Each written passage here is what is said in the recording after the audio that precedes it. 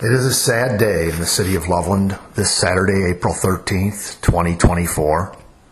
Our dear friend, Pat Furterer, passed away early this morning. She was 90 years young. Pat leaves a legacy as the true matriarch of the Loveland Stage Company, but also as the Grand Dame of Loveland. Her light shined bright, not only in the theater, but all around town. Pat was and remains a great friend to so many. Her accomplishments and contributions to the community of Loveland are far too many to recount here. That said, 1 year ago, as she celebrated her 89th birthday, she sat with me and shared her story. I wrote it then, but today I publish the audio here for everyone to hear. This is Pat Furterer Uncut. Now the recorder's on, Pat Furterer. I don't need these while we're talking. I kind of want to go back, a little bit to your youth and stuff. But what got you into theater? Where does theater start for you? I guess I'm just a big ham. I don't know. Yeah. I've always enjoyed performing. Yeah. So did you perform during the school years for you? I was always in every play, and yeah. I was in the glee clubs, and I sang with the dance band in high school. I was into everything, Chuck. Yeah. And I started putting on shows when I was about 8 or 9 years old in the backyard. I love it. Dressing kids up and using your imagination. Yeah. And I used to do all kinds of things. I love it. I come from a very musical family. Everybody in my family, all my brothers and sisters sing. My brother had his own dance band. Oh, wow. Now, was that older brother or younger brother? Everybody. I'm the baby. You're the baby. I'm the baby. Everybody was older than you. Yeah. I still have a 96-year-old brother living. No kidding. Yep. That's awesome. Where does he live? He's in Florida. Oh, that's good. Yeah. So sunshine and warmer weather. Yeah. They've been down there for years. Yeah. That's amazing. So, youngest of 5, though. For you. I'm the baby. Yep. And the brother? My oldest sister was 16 when I was born. Oh my goodness. Yeah. So that's crazy. Yeah. But she had a beautiful voice. She even sang at my wedding. Yeah. Yeah. That's nice. Yeah. Well, so from the performances through school, then the question, I don't even know this. I'm finally getting to know Pat Furterer after all these years for Christ. What about, did you go to college? No, you didn't go to college. So you performed in college. I went to Ridley Park High School because that's where I grew up, in Ridley Park, Pennsylvania. I got you. And that's the RP over there on my megaphone. I have a granddaughter that wants that. She's already got my figure skates. But I love that. I'm an ice skater myself. Oh, I love skating. Yeah. I was hockey, not figure skating, but Anyway, sorry about that. I love that. I can take a picture of that before I leave, right? I don't care. Yeah, and I love that on the wall there. Isn't that cool? That is a great piece. A friend of mine saw that in a gallery, and she came and got me, and she said, "You got to get this." Well, I went down and bought it, but I had no way to get it home, so I had to get my son in his SUV to come down and pick it up. Yeah, but that's my life, music and shows and everything. Well, is that mostly a Gershwin thing? I see Gershwin a couple of times in there, Porgy and Bess. Yeah. Yep. Good stuff. Good stuff. That is really a nice piece. Isn't that cool? Yeah, I'm going to steal a photo of that and steal a photo of RP too. I love. So the RP megaphone. Going back to you for a minute, as opposed to the artwork on the wall. So that was like from you. Well, I was a cheerleader. I was going to say that was from cheerleading. Man, that's a megaphone. Yeah. That megaphone's almost as big as you. That's as big, and then we all have them. Then they got rid of them. They have these little teeny things now. Yeah, but. They let us keep it because they were going to go to smaller ones. Well, this is why you kept that's why I was able to keep it, yeah. And this is why you kept such a strong voice, too. Probably. I would say. It's not very strong right now with this. I I don't feel bad. It's all right in my throat. You could probably hear it in me a little bit too. Yeah, we still have it. But well, I finally figured out last night that it's. I think right now it's a combination, whatever the cold thing was, but we've had the weather and the blooms. The weather is crazy. It's the allergy stuff. Oh yeah, Head's full of garbage. It's a wonder we're not all sick in bed. Oh my God! Well, too many people have been, but yeah. Anyway, so how did you continue once you were done with high school? Obviously, you continued to perform. Did you do like youth group or youth theater? No, I joined a Barnstormers, which is one of the oldest community theater groups in the country. Barnstormers in Ridley Park. They had their own. It was a clubhouse. It was a women's clubhouse, and so we shared it with Barnstormers and the Ridley Park Women's Club. Yeah. And I performed there, and I learned how to really direct because they had some excellent directors there. Yeah. And they would take me under their wing and mentor me. Yeah. And plus, I acted too. I was assuming that. Yeah. Oh yes, I have to act. Well, you'd already told me you'd been a ham and started doing stuff when you were 8, so I'm sure you were acting. I used to go to my sister's in Chicago every summer, starting when I was about 11. Yeah. And so at that point she's like 27 years old. Oh yeah, she's married. Sure. Yeah. And I would take all the kids just around the neighborhood. Yeah. And put on shows in the backyard. Yeah. And I did that for till I graduated from high school. That's great. Yeah. I love it. You said some of it was imagination. So you put on your own shows. Theater is a lot of imagination, yeah. I used to put on little things like Hansel and Gretel and Cinderella. And the kids, I would read the story and the kids would act it out and that kind of stuff. I like to let people, even now when I direct, I like to let people let me see what you can do. Yeah. And if I don't like it, we'll change it. But that's why people get on stage. They want to exert themselves. Yeah. They want to show what they can do. Right. Yeah. Well, and I think that's a great tenet. If I asked you, you'd probably say so. Like allowing somebody to be and then just adjusting. Don't you think that's a great tenet of directing? I'm not going to sit there and tell you every little thing to do. Yeah. That's stupid. I mean, if I walk out there, for some part, and and all I'm counting on is a director telling me exactly what to do. You don't belong on stage. It's probably not going to work. No, you don't belong on stage. No, right. No. Because most of the people that are in the theater are a bunch of hams. Yeah. Anyway, obviously, now how long did you hang with the Barnstormers? Do you remember? Till we moved in 1968. And you moved? We moved to Battle Creek, Michigan. Oh, wow. That's practically home for me. Battle Creek Civic Theater, which was and believe it or not, we got a theater up there. The city gave us a theater. Oh, nice. And we rehabbed a theater. That's where I learned a lot of stuff.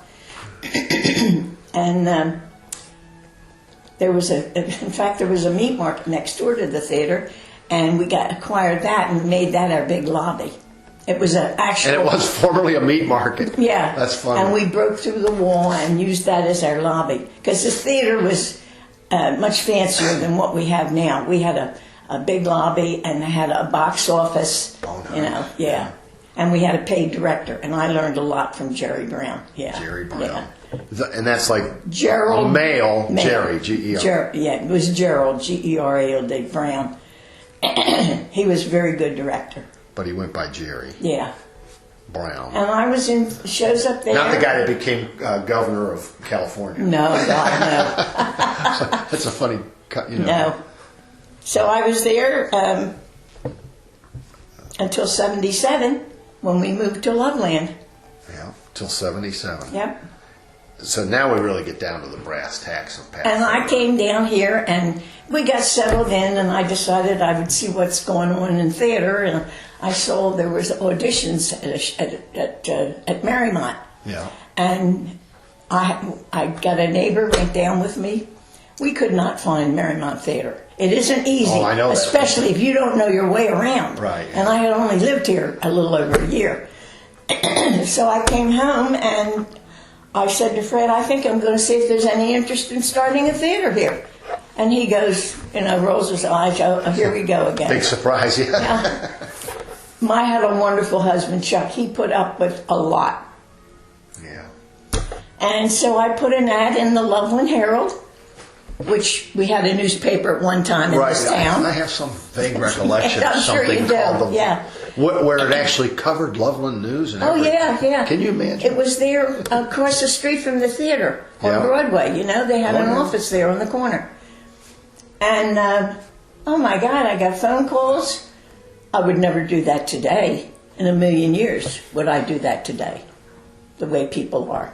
And I had 10 other people come to my house. Oh my. And Dick Dyson was one of them. Yeah. And John Schneider, who was a neighbor. Yep. And Sue Lundy, and I have the whole list of all of them. But Sue Lundy. Sue Wow. Lundy, yep. She's still around. I don't really. Do I know John Schneider? Probably not. He worked for GE. He was a neighbor in Pheasant Hills for years.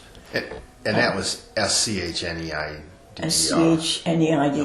Like SNYDER. No, Schneider, yeah. I got you. That's the way I spelled Yeah, it. and we sat. Those were among the 10 that came out. Yeah. Most of the other ones are gone, either moved or dead or something. Well, Dick Dyson being one of those is really... Dick was a big help to me, so was John. Yeah. And we sat in my family room and read a one-act play. Yeah. And giggled and laughed and talked and just decided, I said, this is it. We're going to start a theater group. If I've got this many people with one calling, and it took a long time to do Constitution. I spent weeks, months getting a nonprofit, and then, of course, I went through all this. We don't pay taxes because we're a nonprofit, not-for-profit organization. Vern Stiver. Do you remember Vern Stiver? I did not know Vern. I know the family name. Yeah, okay. He was a lawyer. Right, yeah. And he helped me get the corporation papers done. Yeah. And that was when, how cool is that though? Like an attorney in town. He just volunteered. And he never charged a thing. He just volunteered to help get that done. He just offered. Yeah. I don't even know how I got to know him. I guess it was Fred joined Kiwanis. Okay. And he was in the Kiwanis Club. I got you. Well, I want to step back just for a quick second, because you moved to Loveland in 77. By the time you did that ad, you'd been here that was... Just about a year. I thought you said about a year. I just want to make sure I got it. The recorder will have it anyway, but I want to make sure. Because we got incorporated in 79. Okay. And then I put... And literally incorporated in 79 as the Loveland Stage Company? Incorporated, yes. How about that? Yep. I can even show you the corporation papers. How about that? That's very cool. And then we put on a play on the deck in my backyard. That was the first one. And do you remember Ann Randolph? Sure, absolutely. She was a senior, I believe, in high school. And she was in the play. That is... I can't remember who else. So that was still in 1979, though? Yeah, that was the summer of 79. What was the play? You said I don't remember. That's okay. That was just something... On your deck? In the backyard. At Pheasant Hills. I was going to say at Pheasant Hills, right? Yeah. And then that's awesome story. I love that. Familiar with... who was before Ron DeWitt? Chuck Waple was superintendent of schools. Oh, okay. And he was also a neighbor. Oh, wow. And I talked to him one day and I said, do you think we could use the school? And he didn't seem to have a problem. That was when the high school was on Lebanon Road. Yeah. Oh, right. Yeah, it was right there. Yeah. And so I directed My Three Angels. Yeah. And we only performed one weekend, and there was a businessman in Loveland that down along where Tano's used to be Roger Goldwire, and he had an upholstery shop and was a decorator. I got you. My nose is trying to... Oh, I hear you. Go ahead. And Roger lent us $500 to do the show, which of course we had to pay the The school. Oh, For the custodians and stuff. We had to pay for them. I gotcha. And Fred says, what are you going to do if you can't pay Roger back? He said, I can't lend you that money. And I said, I don't expect you to. We'll pay it back. Well, we paid Roger back and had a little over $200 left. That was from admissions to the show. That was for admissions, and yeah. you did one weekend. One weekend, just 2 or 3 shows, yeah. You know, that was a question I wanted to ask, and over the years, that might have been the shortest run of a show. Oh, absolutely. You know, yeah, clearly. Absolutely. Other than now, I do have to go back. So the deck in the backyard, how many shows did you do? Just one. Just one. Just one. Yeah, just one show. But once you moved to the high school, that first one, you know, My Three Angels, one weekend, 3 days, weekend. 3 shows. Yep, that was it. And so that, you know, that's clearly the short. And then, of course, back then there weren't so many activities going on at the high school. All right. And as we progressed, we kind of were getting pushed out because the show choirs got formed, and they kept getting, and then they got really heavy into drama too. Sure. And then we built the high school, the new high school. Yeah. And I said, I don't think we want to go into a 600-seat auditorium. I got you. That's asking too much, because you got to remember back, Loveland has just exploded in the last 15 years. Yeah, I was going to say even when I moved here, what year is this? So 25 years ago. Yeah. It was just Loveland. There was So it's nothing only here. been, like you said, 15. I mean, you go downtown, it's like, where did all these people come from? Well, shoot, you remember, and I'm glad it's changed. You know, in some ways, It's too much, Chuck. But some of the change, here's what I was going to say. So when I came, that downtown was those old antique shops, which were just dead, Oh yeah. and they were not attractive. So I'm glad to see what has Oh, developed. yeah. But I think it's you know, the development is ridiculous It's just, between you and me. well, That's off the that record. mess across the street from the theater. They took all of our parking. Yeah, that. Because Roki was wonderful to us. He really was. Anyway. We could have. So we conversation about that. stayed at the middle school I got you. until Mr. Huber came along. Okay, Mr. And of course, Glenn and Knapp was in the theater by then, was in the group. I'm trying to think to help me out. What do you remember when they opened a new high school? Do you remember what year that was? Was that 80? God, Chuck, I don't. I can find it. Don't worry. We don't need to trouble ourselves. I'll just. I pick my brain too much. Hey, you're doing great. And anyway, I had costumes stored in my basement and props. We had stuff everywhere. We had stuff in Vern Steiber's basement, and we had to move from there. We had to go.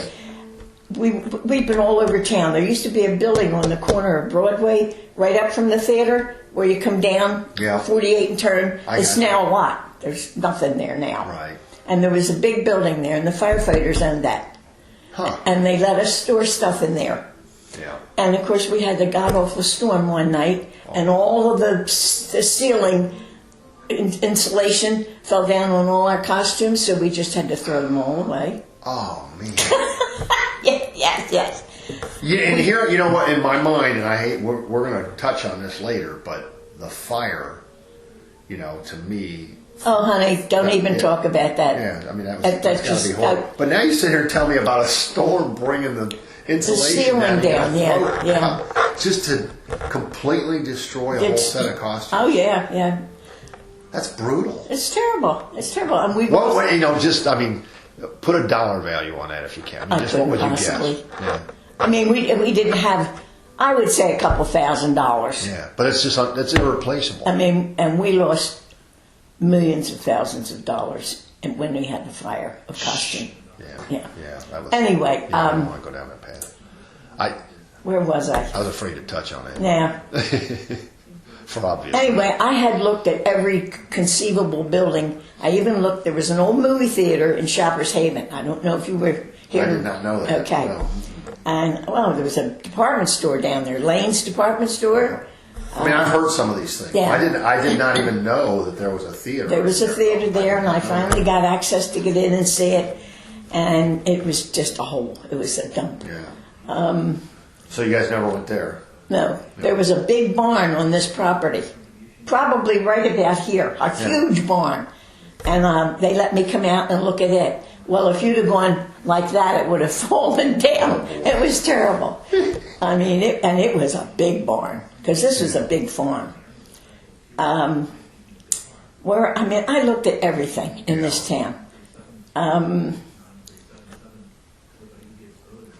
Finally, I don't know what put me onto the movie theater, but I knew, oh God, what was his name? He was on the executive board of one of the banks of Hunter's Savings and Loan. I got you. Yeah. And it was a relative of Jan Beller. Jan can tell us. Yeah, I can't remember what his name was. Isn't that awful? Yeah. But he was a big wheel there. From Hunter's Savings and Loan, yeah. And I called him and talked to him, and he got his maintenance man, because they owned that building. Oh, wow. At the time. Yeah. First of all, the theater went under, and then Nesbitt owned it. Yeah. And they're the ones that filled in the floor because they used the building for storage. I got you. Because it used to be raked like a movie theater. Oh, right. Yeah. Well, that explained it, because I never could understand how that floor was the way it was.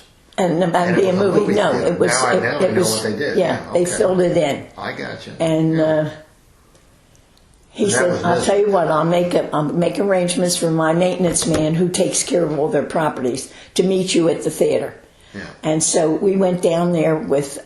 We had a picture taken with crowbars and everything at the front door, and it was all boarded. I mean, it was all. The facade of the theater was all covered up, because it was originally green tile. Oh, boy. Yeah, it was ugly as sin.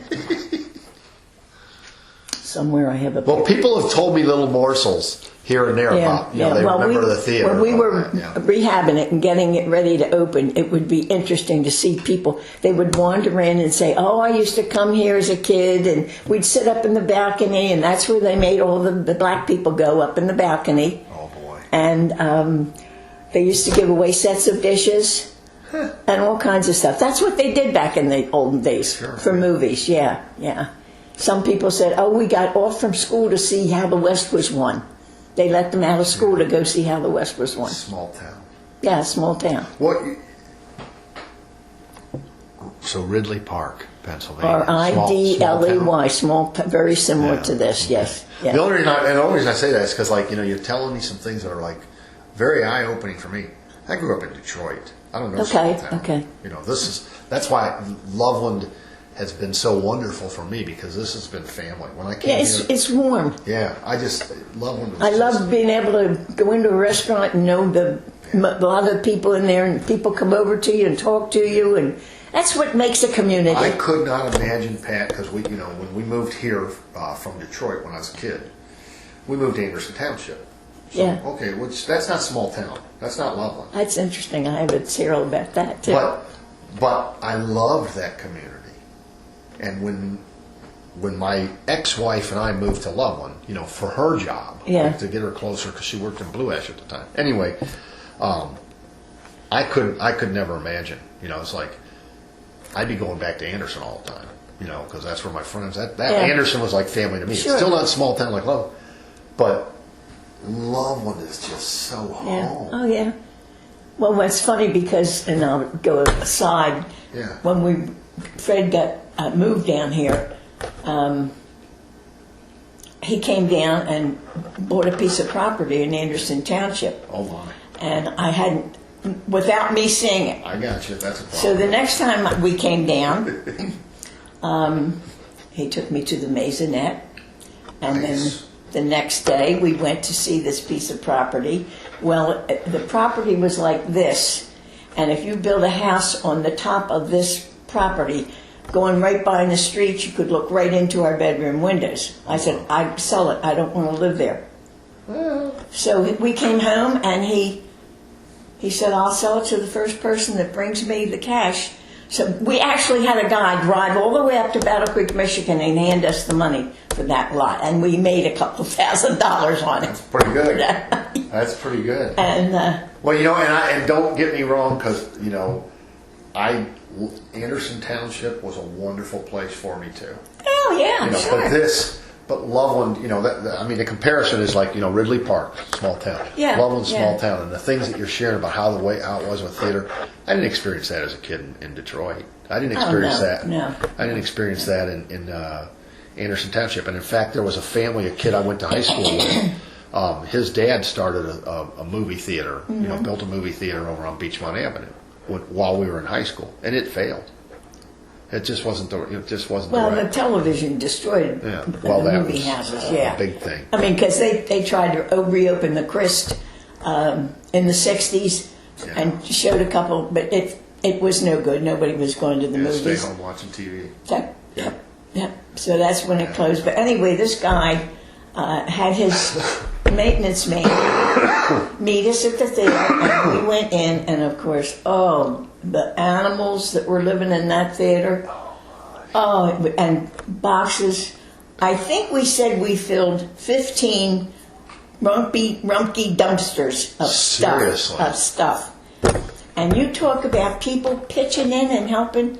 Ray Carley, Jerry Viox, Dave Welsh, John Wolfe. I mean, all of these people were just.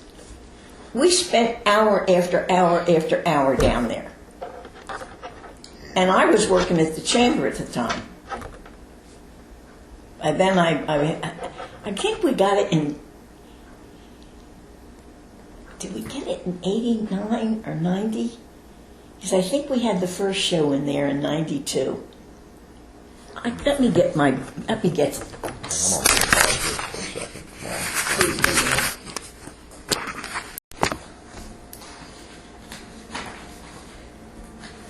I have the history of the Loveland Stage Company. Okay, let me see here. I think that's awesome that you held on to those. Well, somebody had to, and I've been mostly the constant one. Man, you know, Pat, the thing that as you're looking at that, people collect things.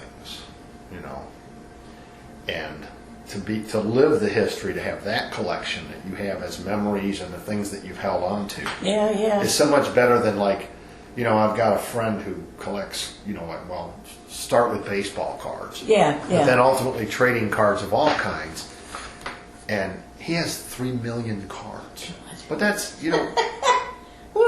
that's quite a collection. Yeah, There's something to be said. It's probably worth a lot of money.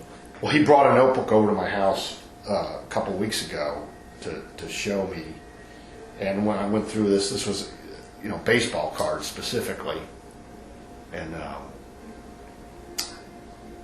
I said after I went through it with him, I said, "Well, what's this worth?" And he said, "Well, that notebook, $25,000." Yeah, I'm sure. And those were just, there wasn't like a. One of those cards that it's worth $20,000. I mean, it's just overall. The book, yeah. Well, some of them are worth a lot. Yeah. I'm trying to think what the first show was we did in the theater. I think it was Play On in 2002. I do believe it was that one. In 92? Yeah. 2002. Wait a minute. I think I'm right. Because I know we did Pirates. Well, how long have you guys been in the theater? Well, we got it, I think, in 89 or 90. Yeah. And it took us a couple years to get it ready to use. Right. I mean, we even got special permission from the city to use the theater and put on a show. We had to rent an air conditioning unit, and we had to rent portalettes, and Maybelle Jordan did makeup, and we had to get a tent and put it out beside the theater where the green room now is now. Wow. Yeah. I mean, the stuff, when you want to do something, Chuck, you find a way to do it. Amen. You know, Yeah, you find a way. Absolutely. And the people in Loveland and the surrounding areas, and Loveland, the city itself, and the Firefighters Association, just have been overwhelmingly supportive. But if you go, you know, and that's what we were talking about when we talk about Loveland being family. You know, you're not just like, oh, some lady lives here, she's trying to get a theater group started. No, this is we're a family. We have wonderful support. Yeah. We just had a lady die last year, Madeline McHenry. Okay. And I got a phone call one day, and this lady says, "Is this Mrs. Furterer?" And I said, "Yes, it is." "Well, I got your name from Jan Beller at the museum." And she said, "I'm the executor of someone's estate, and she would like to leave some money to the arts." So I said, "Great." You know, I figured maybe a couple $100. So I met her for lunch one day down at Ramsey's, and she hands me a check for $10,000. We had just, at the last board meeting, bought a brand new light board. Yeah.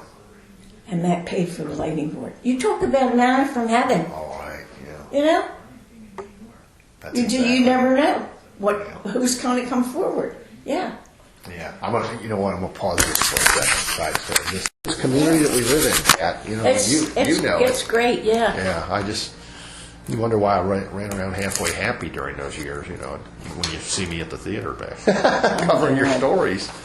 But so the first show in the new theater was.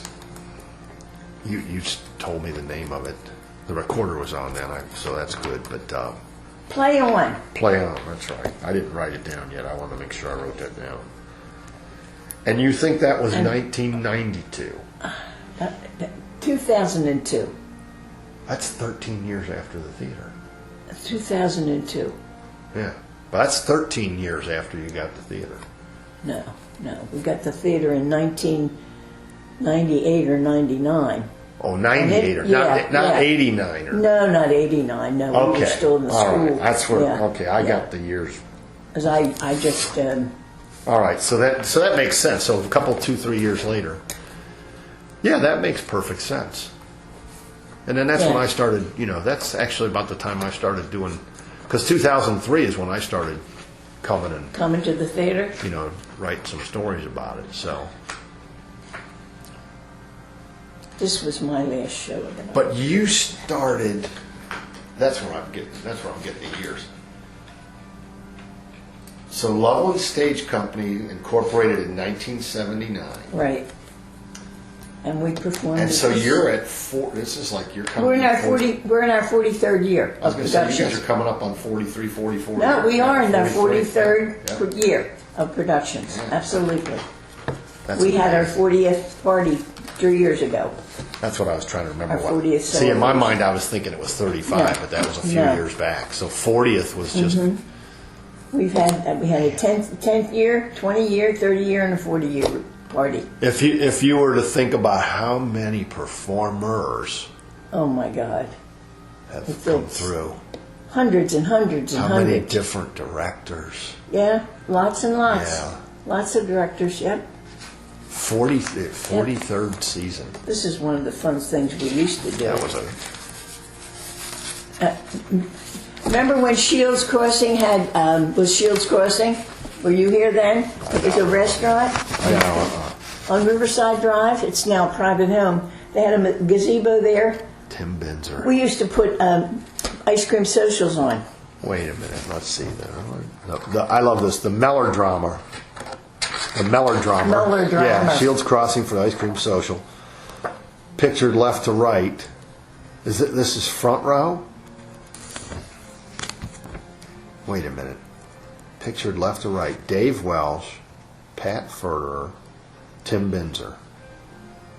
Look at that Pat Furterer. He's spring chicken back there. Okay. Yeah. There's a lot of water going under the dam or over the dam. This is a great picture, though. Isn't that cool? Oh my gosh! That's when we used to get in the Loveland Herald. Sure.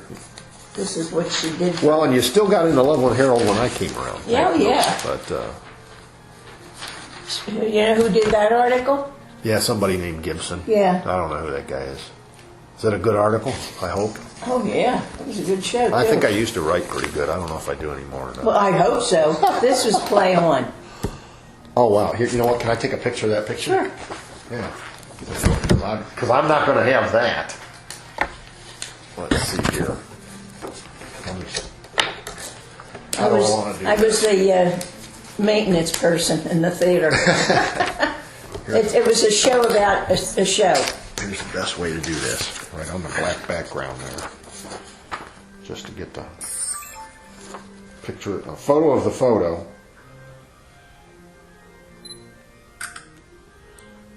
I told you we got the new flooring upstairs, so I used to have like white carpet, and I put the photos on my floor and take them when I was taking pictures of photos.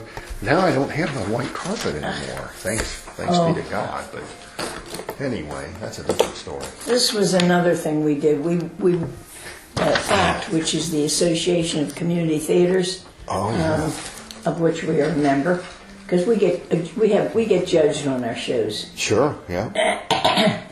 And I directed Fiddler on the Roof, and Deirdre designed it. I mean, we walked away with every award they could give, because they used to go for the Outstanding Musical of the Year, first place and second place. They don't do that anymore.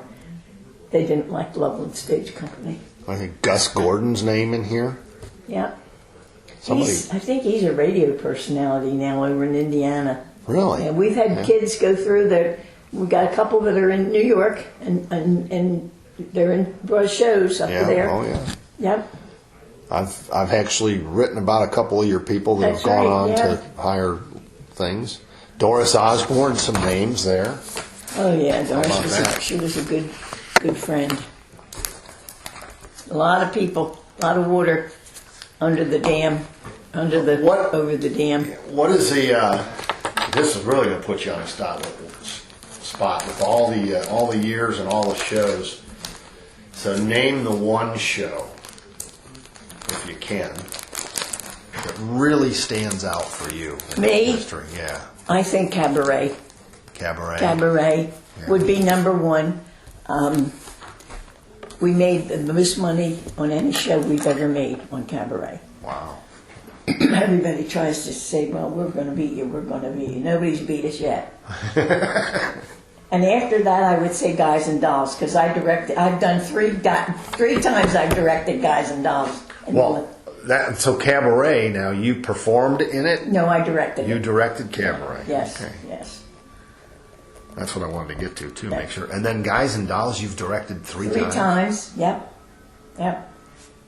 And that's a fun show to do. Apparently. If you directed it 3 times, I hope it was fun. It's a winner. Yeah. So many of the shows now are off the wall. I hear you. Really, and truly. But it's the younger generation, and don't you put that in. No, there's some things I would say that we're not going to say. No. Maybe you would say some things too. We'll just let I have to be careful. It's not what necessary. I say. It's not necessary. Let them do their thing. No. It's different strokes for different folks. We've had an unusually kind audience in Loveland, mature audience, and they like the singing and the dancing and going out feeling happy that they've been entertained. That's not happening. I'm hoping this one now company is going to be good. That opens tomorrow. Yep. Yeah. I'm going to do a story today. Okay. That it opens tomorrow. Just a little brief thing from their press release. I'm not really. Okay. I haven't. Good. No, I'm hoping. Well, who stands out for you? Maybe as there's got to be a list of people for you that stand out as people that you've worked with as producers, directors, choreographers. I mean, Margie's got to be at the top of your list. Choreographer. Margie and I work like this together. Yeah. We both are from the same thinking era of theater. Yeah. She is a few years younger than me, but she's a very, very, very fine choreographer. Without a doubt. And seriously, Yeah, no. I mean, she does things with people that didn't know they had 2 feet. I had first-hand experience with her. Producers, Kay Buckler is outstanding producer. She really is. Very, very organized. I tell her what I want and it's done. Catherine Buckler. Right. Dave Welsh for building sets. Yeah. He built sets that never wobbled or anything. They stayed. Well, you never had a tragedy with a broken No. set thing or anything. He built me a set for Anything Goes, Chuck. I don't know if you remember. I remember Anything It Goes. turned. I had the orchestra up on top of this. One was the inside of the ship, and one was the outside of the ship. I mean, it just was magnificent. Was that the most recent production of Anything Goes, or does that go way back? No. That's The most recent. one. Yeah. I'm trying to remember if I remembered that Yeah. turned. But Dave is just, poor Dave, he's losing his mind. Oh, it's terrible. It's like Ray, Carly. Oh, I know. Oh, Ray. God. It's so sad And seeing they were Ray so much deteriorate. a part of the theater. They Yeah. really were. So the health is getting to him. Let's leave it at that. His health is all right. It's Well, that's what I'm talking about. The yeah, mind, you know. yeah. Because that's part of your health, Yeah. whether you like it or not. I guess another show would be Fiddler on the Roof. We did that. We did that at the high school the first time, but we have done it in the theater too. And that's the one we won all kinds of awards, and for it just The one at high school. in high school. Yeah. When the high school was on Lebanon Road, as we never met. Yeah. The only thing I ever did at Loveland New High School is I had that Valentine stamp All right. premiered from Loveland Okay. when I was at the Chamber of Commerce. It took me 2 years to get it premiered, but I thought, Loveland, come on, the sweetheart of Ohio. Yeah. And I sent, finally, I got a big box and I put a big, huge helium-filled balloon in there and a proposal and everything. And I knew you can't do that now anymore with the post office. I opened the box and the balloon flew out. I had a base on it so it would only go so high. But I had a big celebration at the high school. I had the show choir sing. Bob Taft came down. I think he was Secretary of State.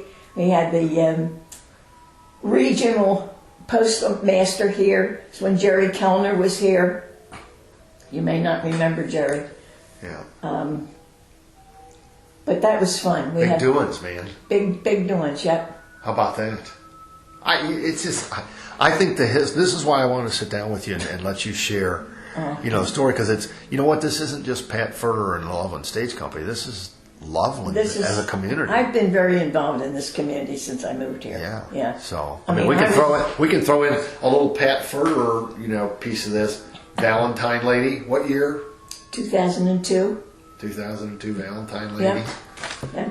And still a Valentine Lady. Once a Valentine Lady, always a Valentine Are Lady. you We're gonna- going to are go you- to the Dairy Whip tomorrow. I was going to ask you, are you going to be up for the Dairy Whip tomorrow? Well, they were supposed to go. You guys are. And wear our silly coats, our heart coats. Well, the only thing is, it's supposed to be potentially raining, but other than that, it's going to be warm. At least it's not going to be. It was cold last year, as I recall. I believe so. I think it was cold I last believe year. so. Yeah. Because I couldn't stand out. I had to go get in my car. Yeah. But No, anyway, I think last year was cold. yeah. So Valentine Ladies I've is also another honor served for on you. many committees from the city. Yeah. I was instrumental in getting the pavilion in Nesbitt Park, the stage, Yeah. because it used to be just a flat piece of concrete. Oh, no kidding. Yeah.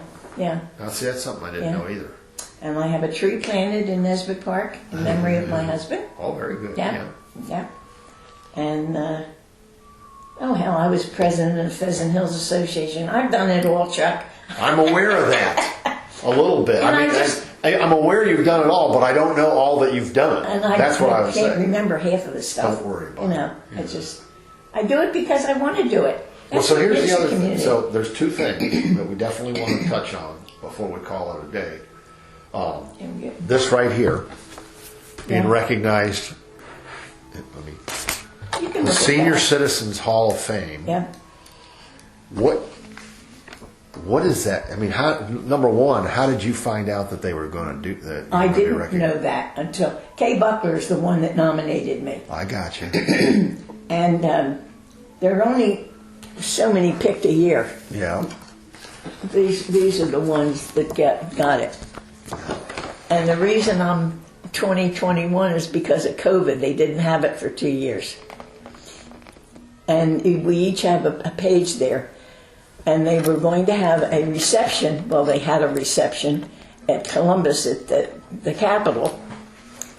I should have been there for this one just because I know this lady and I know that man. Okay. And I did not know he got this recognition. Then we each have a full page in there, too. Yeah.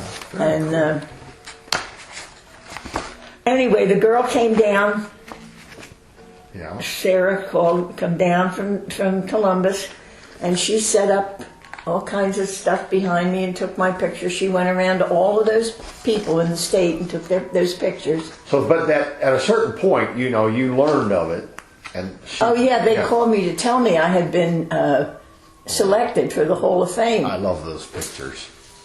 That's incredible. Where I took her down the theater, and then we went over to Nesbitt Park, and I showed her all around town. Yeah. She was a nice gal. Then the reception, you were supposed to, the first time they were going to have it, we could bring 10 people. I could have a table of 10. And then the next thing I find out, you can only bring 5 people. Oh, no. But 4 besides yourself. Right. Well, I was in the process at that point of having bad knee problems. And there was no way I could go up there and walk around the Capitol building. Yeah. No way at all. So I didn't go. So they sent me this, and I've got a beautiful trophy in there. Yeah. But so the question that I was going to ask of it is, what does it mean to you? Number one, I mean, I wish they'd have sent me a check for $1 million, but that didn't happen. Don't put that in your. Well, you would have just given most of it away anyhow. Yeah, because we need a new HVAC system. That's kind of your legacy, is, what you give. Honey, listen, when I'm dead, I go, some of my ashes are going to be put at the garden. I have a garden down there at the theater, and some of my ashes are going to be spread down there. I'm going to haunt them for the rest of their lives. Haunt? Okay. Yeah. I'm going to remember that. No. Assuming that you go ahead of me, I'll remember. If I go before you, then I won't. Most likely I will, although I would like to make it to at least 90. And I don't have much further to go. Yeah, well, I'm not going to necessarily print, but how old are you now? I will be 89 in 2 weeks. Another year. So you're looking for at least another. Well, my mother and father lived into their 90s, so I'd like to. Well, and you got a brother that's what you said, 96? He's 96, and I had another brother that lived to 92. Yeah. Yeah, so you got I got pretty good genes. Nice lineage there. I'm not a sicky person. I just get bone on bone in my knee and fractures in my back and that kind of stupid stuff. That's scary. Yeah. So, well, you made it to the Senior Citizens Hall of Fame. That's pretty good. And they did not send you a check for $1 million. No, they did not. But I have a nice letter from Gene Schmidt. Oh yeah, very nice. And I do know Gene Schmidt. Yeah. I think we probably all do. And then the other day, I got this in the mail. This just came from the Senate. Oh, cool. What I'm going to do with all this stuff, I don't know, but it's nice.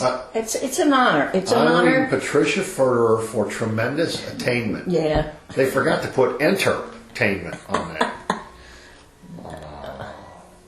We are pleased to congratulate on being selected as a 2020 inductee of the Ohio Senior Citizens Hall of Fame. That's good stuff. That was very nice. It's very nice. It really is an honor because, Ohio's a pretty big state. Yeah. You know what? That's going to be another photo. Oh, Chuck. Yeah, that's a good one. Wouldn't you rather do the one from Gene Schmidt? I'm going to do that one too. She's local. I'm going to do that one too. But all right, let's see the Gene Schmidt one. This is a big one here, right? That one. She doesn't miss a chance, No. Which is good. She recognizes people and things. She's been a great supporter of helping people get due recognition. Mm-hmm. You said you didn't want any pictures of you, so I'm leaving No, good, no. You look good. Not too bad for an old broad. I didn't say that. You did. Just so you know, you said it, not me.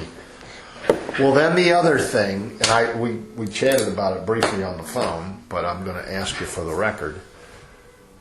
So there's Patricia Furterer Way. Can you believe that?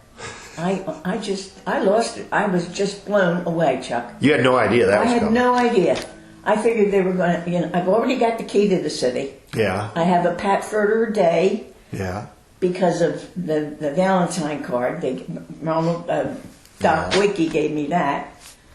And I just figured they were going to give me another certificate or something. Yeah. And do you know that council room was jam-ass packed full of people? I know. I saw the photos. And I saw that when Kathy gave me that. I literally cried. I really did, and I don't cry very easily. But I was just. I've only seen tears one time. Taken back. I've only seen tears from you one time. Well. Now you're telling me I missed the second time. No. Yeah.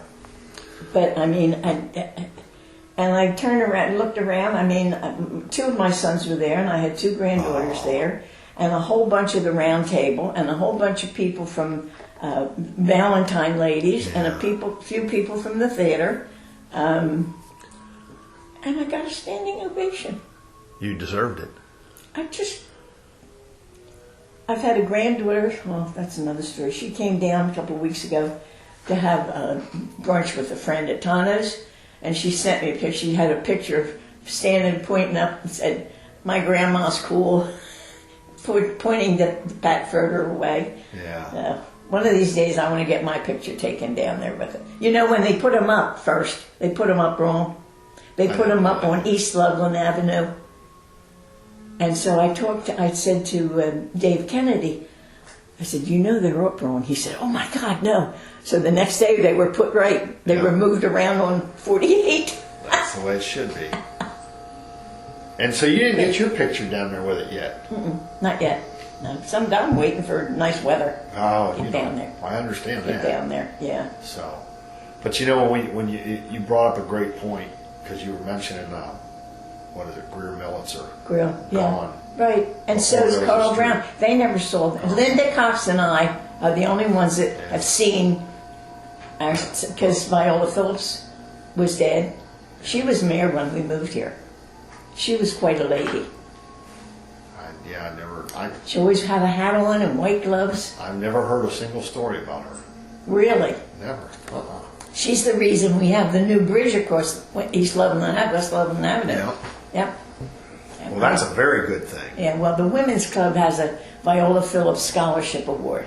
Okay. And I did some research on her at the museum to find, because people wanted to know who Viola Phillips was. Yeah. And so I did some research so I could tell the women who she was. Yeah. So she was mayor when you first came here. Mm-hmm. That's pretty cool. Yep. Yeah. We've had some doozies and we've had some good ones. Yeah, there's been a couple of doozies. Oh, yeah. Oh, yeah. Well, there's been at least one doozy while I've been around. Did you know Skirkowitz? No, that was right before me.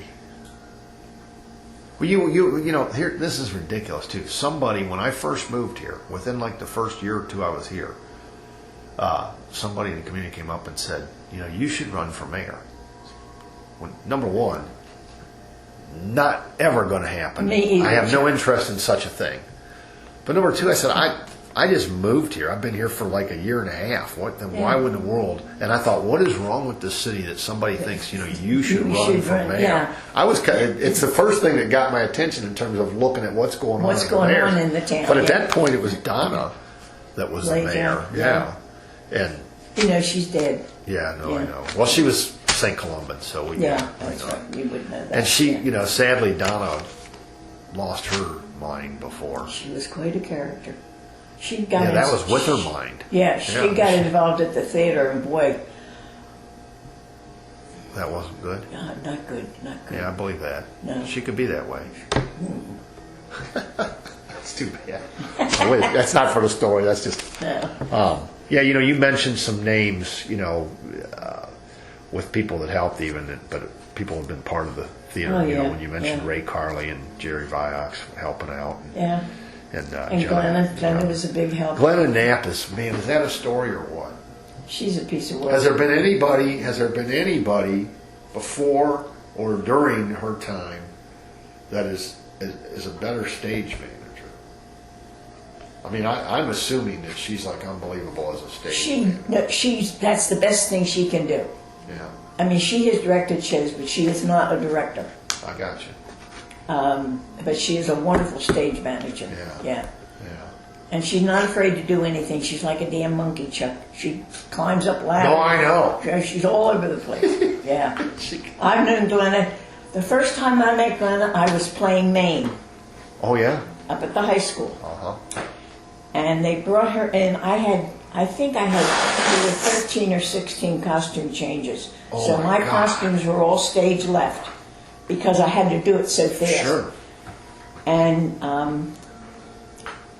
I was she came in to work backstage. Yeah. And we were passing backstage, and I had on this beautiful white dress. Oh. It was like in the 30s. And I mean, I can remember going, don't touch me, don't touch me, don't touch me, because we were like this, Right. that close together. And I don't think she'll ever forget that experience. I know I won't. That was her first. She's not touching. That was fun doing me. Gosh. There's a, when I did the little bit for Annie, Did you do Annie Get Your Gun? Yeah. Yeah.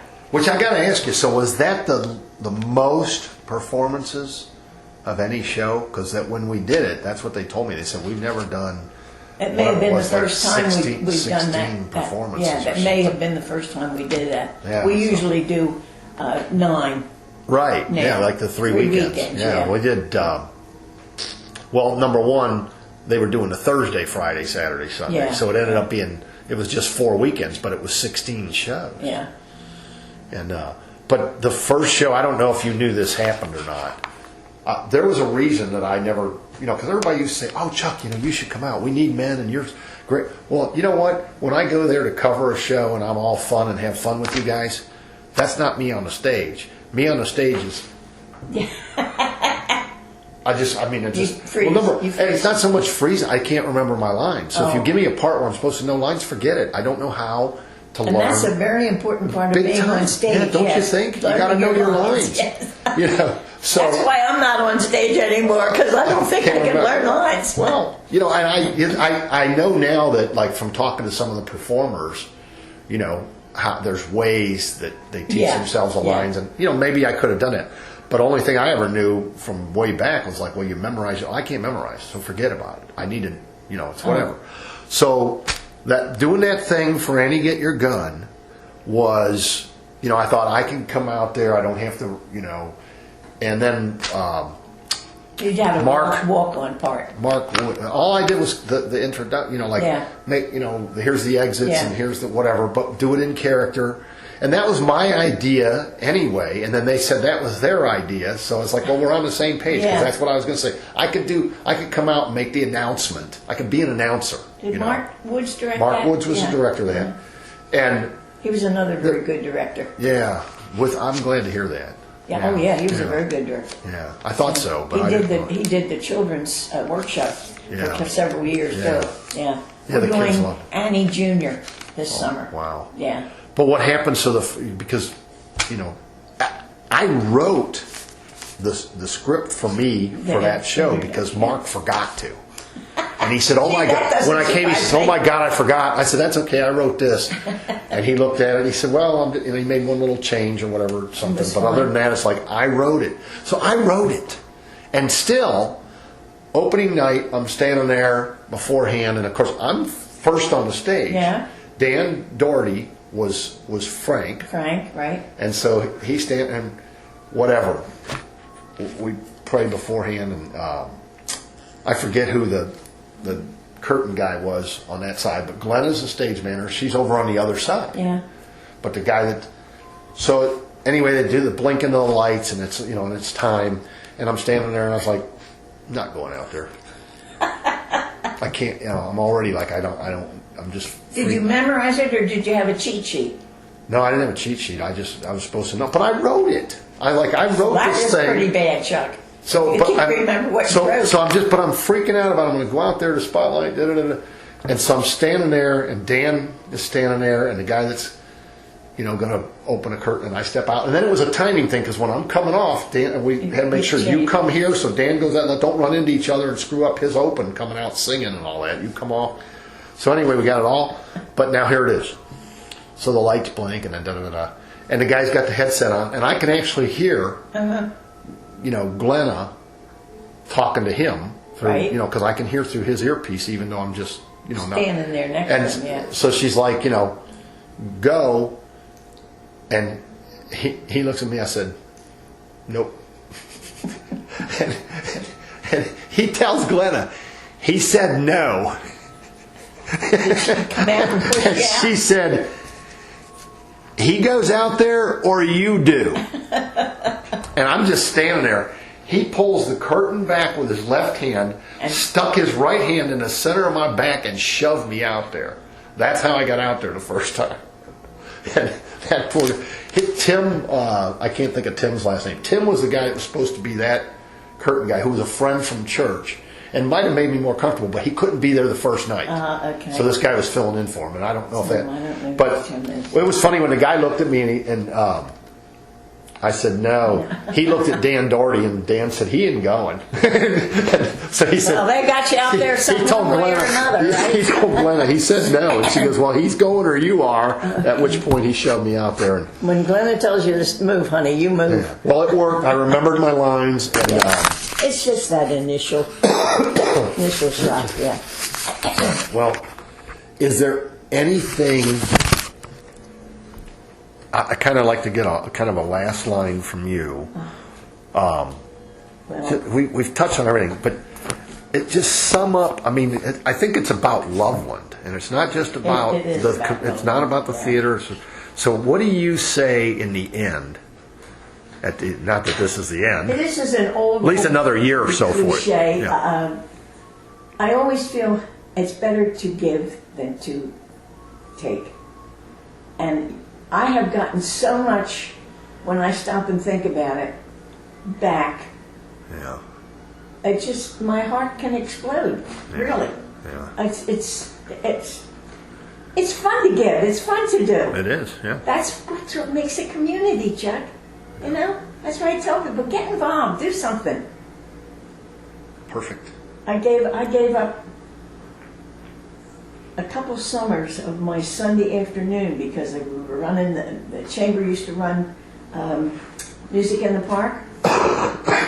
And of course, if the weather was bad by around 2 o'clock, you had to call it off. Yeah. Because a lot of the performers came in from far away and all. And my friend used to say, honey, you got to stop doing this. Can't somebody else do it? Nobody else stepped up to do it. Yeah. But anyway, this is a lot of how I feel right there. Let me see that. But that's mainly it has to do with the theater. God, it's almost 12 o'clock, Chuck. How did we do that? Jeez. How did we do that? Somehow I knew that was going to happen. I'm going to take a picture of those words because I might say that you shared these with the state for the Hall of Fame thing.